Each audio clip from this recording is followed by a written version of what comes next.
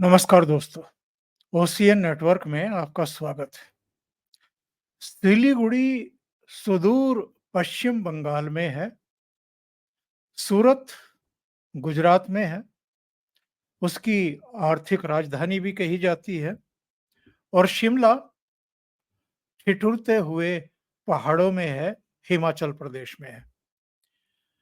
इन तीनों की आपस में दूरी भी कम से कम 800 से लेकर के 1000 किलोमीटर होगी और इन तीनों शहरों से बांग्लादेश की दूरी भी काफ़ी है, करीब-करीब 1500 किलोमीटर से तो कम नहीं ही होगी।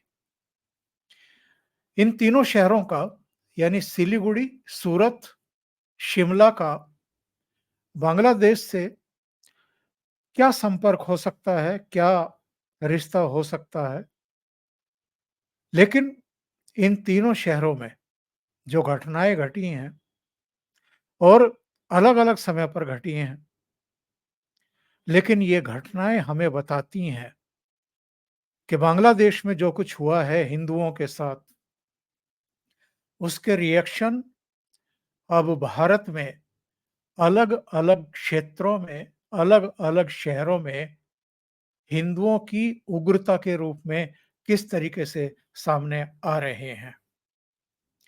हिंदू आम तौर पर शांत चित्त माना जाता है। वो बहुत जल्दी किन्हीं घटनाओं पर रिएक्शन करने के लिए भी नहीं जाना चाह जा जा जाना जाता है। उसकी पहचान भी वैसी नहीं है। लेकिन अगर आप उसके साथ छेड़छाड़ करें और अगर उसे लगे कि उसे बेवजह परेशान किया जा रहा है, उसका दमन किया जा रहा है, उसको दबाया कुचला जा रहा है और उसकी जो पहचान है, उसकी जो अस्मिता है, उसको चैलेंज करने की कोशिश की जा रही है, यानी उसके वजूद पर जब उसकी संस्कृति पर जब आँच आने लगे, तो उसके बाद वही होता है जो हमने सूरत में देखा है अभी 4 दिन पहले, जो हम शिमला के पास स्थित संजौली उपनगर में देख रहे हैं और जो हमने फरवरी में भी सिलीगुड़ी में देखा था और अभी बांग्लादेश में हिंदुओं पर जो बर्बरता और क्रूरता हुई है, तब भी देखा है। पहले चर्चा कर लेते हैं शिमला के पास संजौली की। संजौली में 11 सितंबर यानी बुधवार को हजारों की संख्या में हिंदू सड़कों पर उतर आए और वो क्यों उतरे सड़कों पर? संजौली में एक अवैध मस्जिद को धराशायी करने के लिए, गिराने के लिए और उनके नारे यही थे कि अगर सरकार कुछ नहीं कर रही है, तो फिर एक धक्का मारो और गिरा दो। इस तरह की उग्रता, इस तरह का क्रोध, जो आक्रोश जिसको कहते हैं, प्रतिकार जिसको कहते हैं, वो बहुत कम देखने को मिलता है। ये प्रकरण वैसे नया नहीं है, 2010 से चल रहा है। इसकी शिकायतें की गई थी। शिमला नगर निगम में इसकी सुनवाई भी हो रही थी, लेकिन जैसी सुनवाई हमारे देश में होती है, उसके बारे में तो हम सब जानते हैं। बरसों निकल जाते हैं, चीज़ों को लटकाए रखा जाता है, सुनवाई पर सुनवाई होती रहती है और ताज्जुब की बात ये है कि सुनवाई के बावजूद जबकि 2 खबरें आ रही हैं। एक खबर आ रही है कि इस मस्जिद की बस 1 मंजिल बनाने के लिए अनुमति प्रदान की गई थी। कुछ खबरें आ रही हैं कि साहब 2 मंजिलें तक, ढाई मंजिलें तक बनाने की अनुमति दी गई थी। लेकिन ये मस्जिद अवैध रूप से 5 मंजिला बन गई। एक कमल गौतम है वहाँ पर, दलित हिंदू हैं, उन्होंने एक आरटीआई लगाई थी और हिमाचल प्रदेश की सरकार ने ये माना कि ये मस्जिद अवैध है। सरकारी ज़मीन पर कब्जा करके बनाई गई है। अगर वो अवैध है, अगर वो सरकारी जमीन पर गलत तरीके से कब्जा करके बनाई गई है, तो बहुत सारे सवाल उठते हैं। और जब से ये विवाद चला आ रहा है, तब से कांग्रेस की भी सरकार रही है, भारतीय जनता पार्टी की भी सरकार रही है, अलग-अलग मुख्यमंत्री रहे हैं। इसका उपचार, इसका समाधान क्यों नहीं किया गया? और अगर सरकार भी मान रही है कि ये अवैध मस्जिद है, तो इसको गिराने की कार्रवाई अमल में क्यों नहीं लाई गई? बहुत सारे सवाल हैं और सभी जो सत्तारूढ़ दल रहे हैं, वो सब कटघरे में हैं। लेकिन ये मामला तूल पकड़ा इसलिए, अभी अगस्त के लास्ट में एक दुकानदार जो अपना लोकमित्र केंद्र बंद करके घर लौट रहे थे, उसके साथ मारपीट हुई और मारपीट करने वाले इस मस्जिद में घुस गए। उसके बाद यहाँ 2 सितंबर को प्रदर्शन हुआ हिंदुओं का। इसके बाद अल्टीमेटम दिए गए कि साहब कार्रवाई की जाए। मामला सदन में उठा। सदन में जो राणा अनिरुद्ध सिंह मंत्री हैं, कांग्रेस सरकार के ही मंत्री हैं, उन्होंने माना कि ये अवैध मस्जिद है। मुख्यमंत्री ने भी कहा कि कार्रवाई करेंगे। इसके बावजूद अभी जब 9 सितंबर को नगर निगम के आयुक्त की कोर्ट में इस मामले की सुनवाई हुई और वक्फ बोर्ड या जो भी संबंधित पार्टियां हैं, वो इस मस्जिद के मालिकाना, जमीन के मालिकाना हक के कागजात नहीं दे पाए, तो अचानक से सुनवाई 1 महीने के लिए स्थगित कर दी गई। 5 अक्टूबर को अब इस मामले की सुनवाई की तारीख तय कर दी गई। चूंकि मारपीट करने वालों में से 5 मुस्लिम समुदाय के हैं और इनमें से एक उत्तराखंड से ताल्लुक रखता है, बाकी के उत्तर प्रदेश के मुजफ्फरनगर से ताल्लुक रखते हैं। गिरफ्तारियां भी हो गई, लेकिन मस्जिद के खिलाफ जो अब अराजक तत्वों का अड्डा बनती जा रही है और जो स्थानीय नागरिक हैं, उनका कहना ये है कि जहां पर ये मस्जिद स्थित है, उस संजौली में वैसे ही जो सड़क है इस बाजार की, वो बहुत संकरी है। इस मस्जिद के कई मंजिला बनने के बाद से वहां पर छेड़छाड़ की घटनाएं बढ़ गई, लूट-पाट की, चोरी-चकारी की, लव जिहाद की घटनाएं भी बढ़ रही हैं। यानी इस पूरे इलाके की शांति भंग हो गई है। हिमाचल प्रदेश, जिसके बारे में हम और आप जानते हैं, अपनी शांति प्रियता के लिए, अपनी सुरम्यता के लिए, अपनी सुंदरता के लिए, पर्यटकों की आवाजाही के लिए जाना जाता। वहाँ हिंदू-मुस्लिम का कभी कोई झगड़ा हुआ ही नहीं।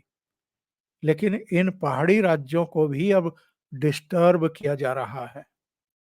हिमाचल में भी घुसपैठ हो गई है और बाहरियों के अधिसंख्य तादाद में वहां पर जाना और जमीनों पर कब्जे करके रहना और अथॉरिटी का निस्सहाय बन करके देखते रहना और जो सरकारें हैं उनका भी चुप रहना, ये एक बड़ा मुद्दा बनता जा रहा है। केवल हिमाचल की बात नहीं है, उत्तराखंड में भी हमने और आपने देखा था। हल्द्वानी में रेलवे लाइन के आसपास जितने आवास और कॉलोनियां हैं, 55,000 की आबादी है, जो जिसमें रोहिंग्या भी बताए जाते हैं, जिसमें अलग-अलग शहरों से पहुंचे मुस्लिम और दूसरे तबके के लोग भी हैं। उन्होंने रेलवे लाइन के आसपास की पूरी जमीन पर कब्जा कर लिया है, वहां पर उनकी रिहाइश हो गई है। जब उसको हटाने के लिए उत्तराखंड सरकार ने प्रयास किए, तो ये सब लोग इकट्ठा होकर के सुप्रीम कोर्ट पहुंच गए और सुप्रीम कोर्ट ने कह दिया कि जब तक इनको कहीं दूसरी जगह बसाने की पुख्ता व्यवस्था ना की जाए, तब तक ये रेलवे लाइन के आसपास का पूरा इलाका खाली ना कराया जाए। अब वहां से वंदे भारत या नमो भारत चलाने की योजना थी, और उसके लिए रेलवे लाइन को ठीक करना था, पुख्ता करना था, स्टेशन को ठीक करना था और इस चक्कर में वो सारी चीज़ें लटक कर के रह गई हैं।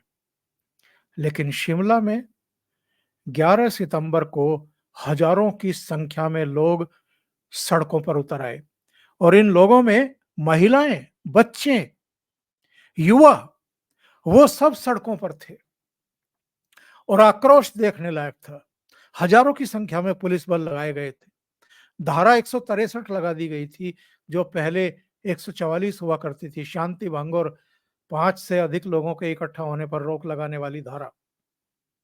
लेकिन हज़ारों की भीड़ का उमड़ना और एक सुरंग पड़ती है रास्ते में, उस सुरंग के पास जो बैरिकेड लगाए गए थे, वो भी हटा दिए भीड़ ने और वो आगे तक आ गई।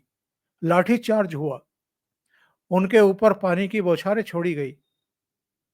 कुछ लोगों को गिरफ्तार किया गया, जिनमें वो आरटीआई लगाने वाले हिंदू जागरण मंच के पदाधिकारी कमल गौतम भी हैं। कई दूसरे हिंदू संगठनों के पदाधिकारियों पर भी लाठीचार्ज हुआ है।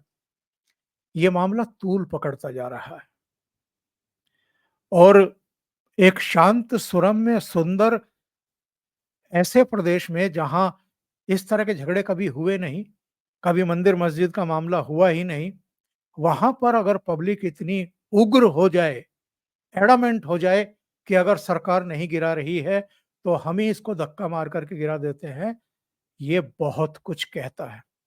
पहली घटना ये। दूसरी घटना 4 दिन पहले सूरत के सैयदपुरा में घटी थी।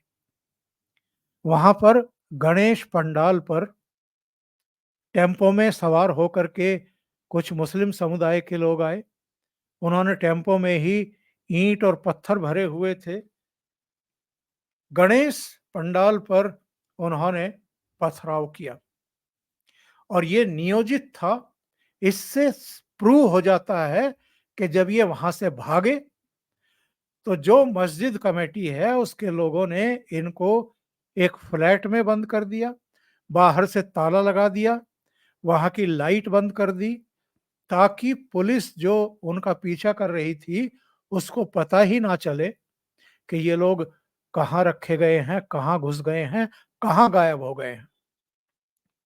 लेकिन चूंकि जीपीएस और दूसरी तमाम चीजें होती हैं और बताने वाले भी अब सामने आ जाते हैं, तो पुलिस ने उस फ्लैट से ही इनको निकाला। लेकिन उससे पहले एक घटना हुई। सूरत में भी जैसे ही लोगों को पता चला कि गणेश जी के पंडाल पर पथराव किया गया है, वैसे ही हजारों की तादाद में उसी समय आधा पौना घंटे के भीतर ही हिंदू सड़कों पर उतर आए। ये सूरत के सैयदपुरा की घटना है और जब हजारों की संख्या में हिंदू सड़कों पर उतरे, उसके बाद पुलिस के, प्रशासन के, सरकार के हाथ पैर फूल गए। आप कल्पना करेंगे, रात को 1 डेढ़ बजे गृह राज्य मंत्री मौके पर पहुंच गए थे गुजरात के। डीजीपी से लेकर के तमाम अधिकारी अलर्ट पर आ गए और क्योंकि हिंदू सड़कों पर उतर गए थे, इसलिए दूसरे समुदाय के लोग भी सड़कों पर आ गए मुकाबला करने के लिए। और जो गिरफ्तार किए गए थे पत्थरबाज, उनको छिड़ाने के लिए थाने के सामने ये लोग इकट्ठा हुए। कुछ वाहनों में आगजनी भी की गई, लेकिन पुलिस फोर्स और सरकार इस बात को लेकर के बिल्कुल एडामेंट थी कि गुंडागर्दी बिल्कुल किसी कीमत पर चलने नहीं दी जाएगी और किसी को भी ब्लैकमेल करने नहीं दिया जाएगा। जो पत्थरबाजी कर रहे थे इनको छुड़ाने के लिए, जो थाने पर आकर के उग्रता दिखा रहे थे, उनमें से भी बड़ी तादाद में लोगों को गिरफ्तार किया गया। और गृह राज्य मंत्री ने तो ये ऐलान कर दिया था कि सुबह सूरज की पहली किरण दिखाई देने से पहले ही सारे गुंडे बदमाशों को, शांति भंग करने वालों को आप अंदर देखेंगे। और वही हुआ, सबको गिरफ्तार किया गया और उसके विजुअल्स मैंने भी अपने वीडियो में चलाए थे, आपने दूसरी जगहों पर भी देखे होंगे, सोशल मीडिया पर भी आपने देखे होंगे। वो सारे यानी पत्थरबाज भी और जो बाद में गिरफ्तार हुए वो भी अपने पैरों पर ठीक से चल नहीं पा रहे थे। पुलिस ने उनकी ऐसी तुड़ाई की, उनको ऐसा सबक सिखाया। तीसरी घटना सिलीगुड़ी में फरवरी की घटना है। त्रिपुरा से एक शेर और एक शेरनी को बंगाल सफारी में शिफ्ट किया गया और शेर का नाम रखा गया था अकबर और शेरनी का नाम रखा गया था सीता। जैसे ही लोगों को पता चला, वो सड़कों पर उतर पड़े और बहुत उग्र प्रदर्शन हुआ। बहुत तीखी प्रतिक्रिया इस पर थी। लोगों का कहना था कि ये सनातन धर्मियों की भावनाओं का सीधे-सीधे और जानबूझ करके अपमान करने वाली हरकत की गई है। नाम चेंज करने पड़े।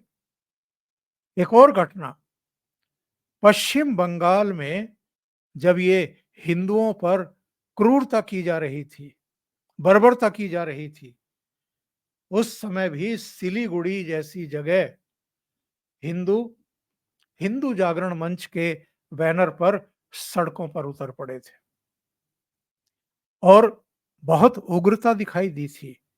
लगातार नारेबाजी हुई थी सिलीगुड़ी की सड़कों पर। उसके बाद फिर हिंदुस्तान में दूसरी जगहों पर भी लोग सड़कों पर उतरे, अलग-अलग जगहों पर प्रदर्शन हुए और एक प्रेशर बिल्डअप किया गया। ये जो शिमला के पास संजौली में, ये जो सूरत में सैयदपुरा में, ये जो सिलीगुड़ी में 3 घटनाएँ हुई हैं, ये क्या बताती हैं हमें? ये हमें बताती हैं कि हिंदू तब तक शांत रहता है, जब तक उसे छेड़ा ना जाए, जब तक उसकी अस्मिता, उसकी पहचान, उसके वजूद को चुनौती ना दी जाए, उसकी संस्कृति, उसकी विरासत पर आघात ना किया जाए। लेकिन अगर उसकी अस्मिता के साथ छेड़छाड़ की जाए, तो फिर वो हाइपर टेंशन हो जाता है, अति उग्रता दिखाई देने लगती है और इन सारी घटनाओं को अगर आप लोकसभा चुनाव के नतीजों से भी जोड़ लें, तो आपकी समझ में आएगा कि जो नतीजे आए हैं लोकसभा चुनाव के, उसके बाद से ये जो अयोध्या में मोईद खान ने 12 साल की एक दलित हिंदू बच्ची के साथ बलात्कार किया। ये जो नवाब सिंह यादव ने कन्नौज में एक लड़की के साथ, उसकी अस्मत के साथ खिलवाड़ करने की कोशिश की। ये जो पश्चिम बंगाल में घटना हुई, आरजी कर मेडिकल कॉलेज में एक 31 साल की महिला डॉक्टर के साथ ना केवल रेप किया गया, बल्कि उसकी निर्मम हत्या कर दी गई। और ममता बनर्जी, जो तुष्टीकरण की राजनीति के लिए ही जानी जाती हैं, वो जैसे उनका पूरा प्रशासन और पुलिस भी जिस तरीके से कटघरे में खड़े हुए कि उन्होंने एक हिंदू महिला डॉक्टर की अस्मिता के साथ खिलवाड़ होने के बाद भी पूरे मामले पर लीपापोती करने की कोशिश की। वो मामला आज तक शांत नहीं हो पा रहा है। सुप्रीम कोर्ट के कहने के बावजूद हड़ताली डॉक्टर काम पर वापस नहीं आ रहे हैं। उन्होंने 5 मांगे सामने रख दी हैं। यानी चारों तरफ अगर हम देखें देश में, तो जो नतीजे आए हैं, हिंदुओं को ज़रूर ये लगा कि अरे! ये क्या हो गया? और जिस तरह की उग्रता हम रेलवे ट्रैक पर देख रहे हैं, मैंने एक ट्वीट किया था आज दिन में और मैंने ये कहा था कि 40 दिन में 18 बार कोशिश की गई है देश भर में ट्रेन को उलटने की। अंदाजा लगाइए कि देश के खिलाफ कितनी गहरी साजिशें रची जा रही हैं। बड़े पैमाने पर लोगों को मार डालने की साजिश कहाँ से बन रही है, इसकी जांच तेज गति से की जानी चाहिए। ये ट्वीट मैंने इसलिए किया था कि लगातार चाहे कानपुर में हो, अजमेर में हो, दूसरी जगहों पर हो, रेलवे पटरी पर कुछ ना कुछ रख कर के कानपुर में तो एक गैस सिलेंडर गाड़ दिया गया पटरी के बीच में। उसके पास कुछ विस्फोटक डाल दिया गया। एक पेट्रोल की शीशी डाल दी गई ताकि जब ट्रेन उससे टकराए और डिरिल्ड हो तो वहां जो विस्फोटक पड़ा है उससे और पेट्रोल की जो शीशी पड़ी है, बोतल पड़ी है, उससे ट्रेन में आग भी लग जाए और लोग जिंदा जल जाए। ये जो उग्रता दिखाई दे रही है, खास तौर से ये तोड़-फोड़ करने वाले और देश में अशांति फैलाने वालों की तरफ से, इसका रिएक्शन हम सिलीगुड़ी, सूरत और शिमला में देख रहे हैं। लोगों के सड़कों पर उतरने की घटनाओं को अगर हम सीरियसली देखें और पढ़ें, और इस समय चूंकि राहुल गांधी अमेरिका की 3 दिन की यात्रा पर हैं, वहां वो जिस तरह के लोगों से मिल रहे हैं, जिस तरह की बयानबाजी और बकवासबाजी कर रहे हैं, उसका रिएक्शन भी हमें देश के हिंदुओं में देखने को मिल रहा है। अभी के लिए इतना ही। बहुत-बहुत धन्यवाद। अगर आपको ये चैनल और इसके कंटेंट पसंद आ रहे हैं, तो लाइक करें, कमेंट करें, वीडियो को शेयर भी करें। अभी तक अगर आपने ये चैनल सब्सक्राइब नहीं किया है, तो सब्सक्राइब कर लें और साथ में लगे बेल आइकॉन को दबाना ना भूलें, ताकि आगे आने वाले वीडियो और उनके नोटिफिकेशन आप तक पहुंचते रहें। बहुत-बहुत धन्यवाद। नमस्कार।